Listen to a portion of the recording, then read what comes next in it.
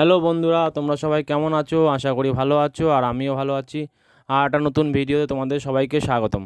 জন্মাষ্টমী উপলক্ষে আমরা সাজাতে গেছিলাম। জন্মাষ্টমী উপলক্ষে সবাই সবাই বাড়িতে নিজেরা নিজেরা সাজিয়ে নেয় গোপালের জায়গায়, গোপাল যেখানে বসাবে সেই জায়গাটা। তো আমরাও সাজাতে গেছিলাম জন্মাষ্টমী উপলক্ষে, গোপাল যেখানে বসাবে সেই জায়গাটা সাজাতে গেছিলাম। এইগুলো হচ্ছে ক্রোম বেলুন।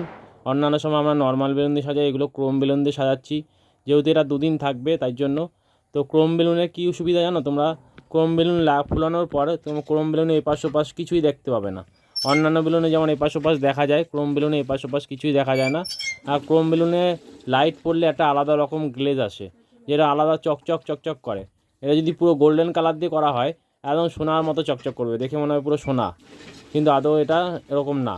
আচ্ছা, এই পেছনটা দেখো, কাপড় দিয়ে তার মধ্যে টুনি লাইট দিয়ে সাজানো হয়েছিল। এছাড়াও ঠাকুর ঘরে যে জায়গাটা ঠাকুর থাকে সেই জায়গাটাও বেলুন দিয়ে সাজানো হয়েছে।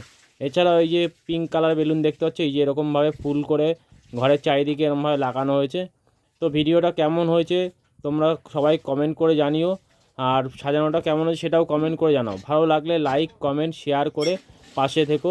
এরকম কেউ সাজাতে চাইলে আমার সঙ্গে যোগাযোগ করো। ধন্যবাদ ভিডিওটা পুরোটা দেখার জন্য। ধন্যবাদ।